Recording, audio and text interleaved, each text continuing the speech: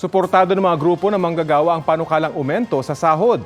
Pero sabi ng grupo ng mga employer, posibleng bumagal ang paglago ng ekonomiya kapag naisabatas ito. Balitang hatid ni JP Soriano. Nasa 610 pesos ang arawang sahod ni Julius bilang barista sa isang coffee shop. Bilang minimum wage earner, pilit niyang pinagkakasya sa mga pangangailangan.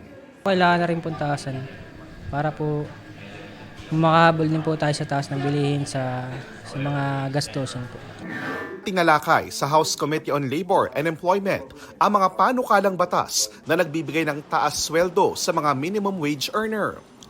Kabilang ang mungkahing 150 pesos na across-the-board increase.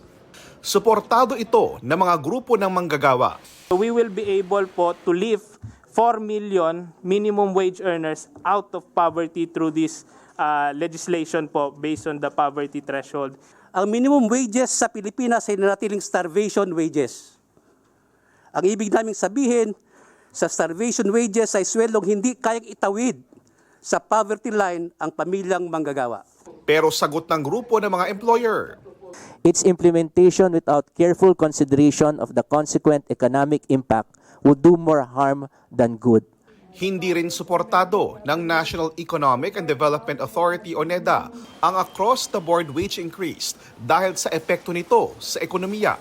The proposed bills could slow down GDP growth and could trigger job displacement and accelerate inflation.